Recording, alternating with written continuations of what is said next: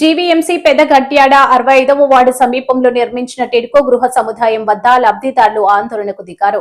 ఉగాది నాటికి గృహ ప్రవేశాలంటూ ప్రభుత్వం చేసిన ప్రకటన ఆచరణ రూపం దాల్చకపోవడంతో స్వతహాగా గృహ ప్రవేశాలకు సిద్ధమయ్యారు.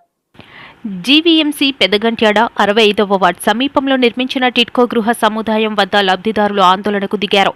ఉగాది నాటికి గృహ ప్రవేశాలు అంటూ ప్రభుత్వం చేసిన ప్రకటన ఆచరణ రూపం దాల్చకపోవడంతో స్వతహాగా గృహ ప్రవేశాలకు సిద్ధమయ్యారు. ఈ కార్యక్రమంలో పోలీసులు రంగప్రవేశం చేసి అడ్డుకున్నారు. దీంతో లబ్ధిదారులు ఆందోళన చేపట్టారు. లంబోదర శ్రీశక్తి సంఘం ఆధ్వర్యంలో జరిగిన నిరసన కార్యక్రమంలో సిపిఐ కార్యదర్శి కసిరెడ్డి సత్యనారాయణ పాల్గొని మాట్లాడారు. 10 ఏళ్లుగా సొంతిల్లు కోసం లబ్ధిదారులు ఎదురు చూస్తున్నారని, ప్రభుత్వం ఇదిగో ఇచ్చేస్తున్నామంటూ కాలయాపన చేస్తుందని ఆరోపించారు. బ్యాంకు నుంచి రుణం పొందిన లబ్ధిదారులు వడ్డీ రూపంలో ఒక్కొక్కరు ₹1,00,000 చెల్లించారని ఆవేదన వ్యక్తం చేశారు. అసెంబ్లీ సాక్షిగా సీఎం చంద్రబాబు ప్రకటన చేసినా దానిని అమలు చేయడంలో అధికారులు నిర్లక్ష్యం చూపుతున్నారని మండిపడ్డారు. దసరా, దీపావళి, సంక్రాంతి, కొత్త సంవత్సరం, ఉగాది ఇలా పండుగల పేర్లు చెప్పి ప్రకటనలు చేయడమే కనిపిస్తుందని ఆరోపించారు. ప్రభుత్వం వ్రాతపూర్వక హామీ ఇవ్వాలని, లేని ఎడల తామే గృహప్రవేశాలు చేసుకుంటామని తేల్చి చెప్పారు. కార్యక్రమంలో రమణి, పీతల అప్పలరాజు తదితరులు పాల్గొన్నారు. మిత్రులారా, ఈ రోజున పెద్దగంటాడ లబ్ధిదారులందరూ కూడా ఇల్లు పోనిట వారు, ఇల్లు రానిట వాళ్ళందరూ కూడా వాళ్ళ సొంత ఇంటి కళలు నెరవేర్చుకోవడానికి, వాళ్ళ ఇంట్లో వాళ్ళు దిగడానికి ఈరోజు వచ్చారు. వీళ్ళందరూ కూడా డాక్యుమెంట్స్ పెట్టుకొని వచ్చారు. ఎవరింట్లో వాళ్ళే దిగుతారు. ఇది దిగడానికి కారణం కూడా ప్రభుత్వమే. ఎందుకంటే గతంలోని దసరాలోనూ మీ అందరికీ ఇల్లు ఇచ్చేస్తామన్నారు. వీళ్ళు ₹1 కూడా ప్రభుత్వానికి బాకీ లేరు. దాదాపు ఒక వడ్డీలే ₹1,00,000 అయ్యింది. వడ్డీలు వీళ్ళు ప్రభుత్వానికి చెల్లించిన డబ్బులు, బ్యాంకుల్లో లోన్లు తీసుకొని చెల్లించిన డబ్బులకి వీళ్ళకి వడ్డీ ₹1,00,000 అయింది. జీవో నంబరు 39 రిలీజ్ చేశారు. దానికి అర్థం ఏంటంటే సిబిల్ కోడ్ లేని వాళ్ళు ఎవరైతే ఉన్నారో ఆ సిబిల్ కోడ్ లేని వాళ్ళందరికీ కూడా ఇదిగో జీవో నంబర్ 39.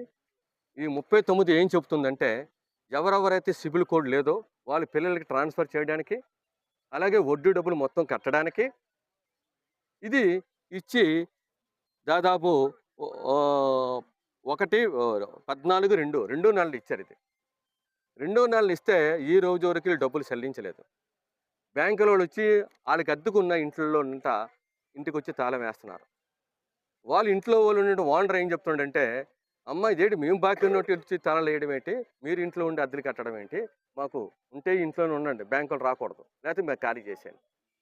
అది ఒక భాగం. రెండో భాగం, ఎవరైనా పొరపాటున పాత అకౌంట్ ఉందని డబ్బులు కానీ బ్యాంకులో పడేస్తే మొత్తం డబ్బులు పోతాం. మొన్న ₹72,000 ఒక్కసారి తీసేశారు. ఒకేసారి తీసేశారు. అందువల్ల ఇది మోసపూరితమైనటువంటి జీవోలు వస్తున్నాయి, మోసపూరిత వాగ్దానాలు వస్తున్నాయి, మోసపూరైనటువంటి విధానాలు అవలంబిస్తూ ఉన్నారు.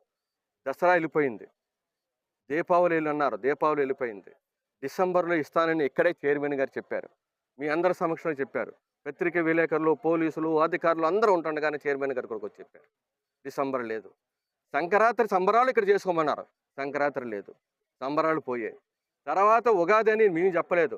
అసెంబ్లీలోనూ చంద్రబాబు నాయుడు గారు, ముఖ్యమంత్రి గారు, మన రాష్ట్ర ముఖ్యమంత్రి గారు ప్రకటన చేశారు. ఆ ప్రకటన నమ్మాం అందరం. పోనీ ఇప్పటికైనా మా ఇల్లు మాకు వస్తాయని.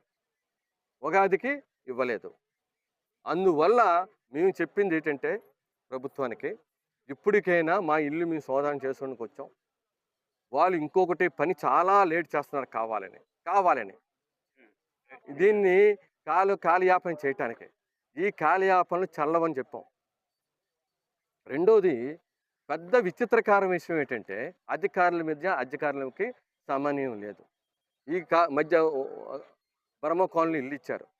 బర్మా కాలనీ ఇచ్చిన ఇల్లుకి 3 నెలలు పెట్టింది ఓపెన్ చేయడానికి. పనులన్నీ అయిపోయాయి. టాటా వాళ్ళు గోల, సెక్యూరిటీ పెట్టలేకపోతున్నాం, దొంగతనాలు జరుగుతున్నాయండి, మేము సెక్యూరిటీ పెట్టలేకపోతున్నాం, వీళ్ళు ఓపెన్ చేయట్లేదు అనేది. వీళ్ళు ఎప్పుడు చేస్తారు ఇక్కడ ఇల్లు, ఎప్పుడు ఓపెన్ చేస్తారు, ఎప్పుడు ప్రారంభించం చేస్తారు, ఇప్పుడు ముహూర్తం పెడతారు, ఆ పిల్ల ఎప్పుడు కంటది. పెళ్ళి అయిపోయి 2 సంవత్సరాలు అయింది, పిల్లలు గొడ్డుకు రాలేక ఉంది.